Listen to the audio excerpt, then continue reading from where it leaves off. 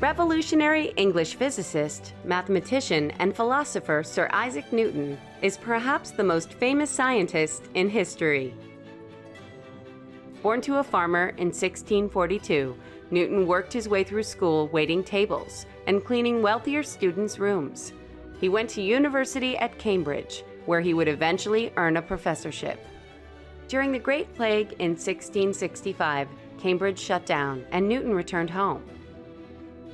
It was during this hiatus that he first conceived the method of infinitesimal calculus, began to theorize the laws of planetary motion, and started his work with light and color.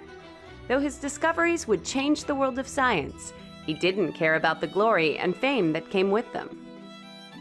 He wasn't too concerned with publishing it, making it available to other people, getting glory for his own sake. It was an intellectual challenge that he wanted to deal with. Every discovery that Newton made had two aspects.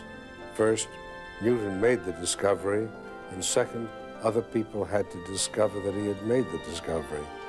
In 1671, Newton demonstrated his revolutionary reflecting telescope for the Royal Society, and soon after published his notes on color, describing his research on optics. After a visit from Royal Society member Edmund Halley, encouraging Newton to prove Robert Hooke's hypothesis on planetary motion, Newton wrote his Principia, which introduced his 3 laws of motion and first described the idea of gravity. Newton's Principia is generally reckoned to be the single most important scientific book ever written, because for the first time it set forth a working, quantitative, exact, mathematical system based upon experiment and critical observation. His work made him very popular and led Newton to being elected to Parliament.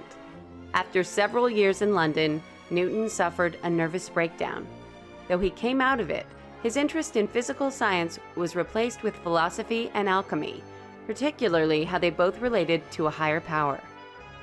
Alchemy was concerned with manipulating what was seen to be 4 elemental properties in nature, the 4 elements, earth, air, fire, and water, and realizing that these things made all substances, that you could therefore not only make any other substance, such as gold, but you could also somehow learn the secrets by which God had put the world together. Newton's later years were spent less in science and more as a public figure.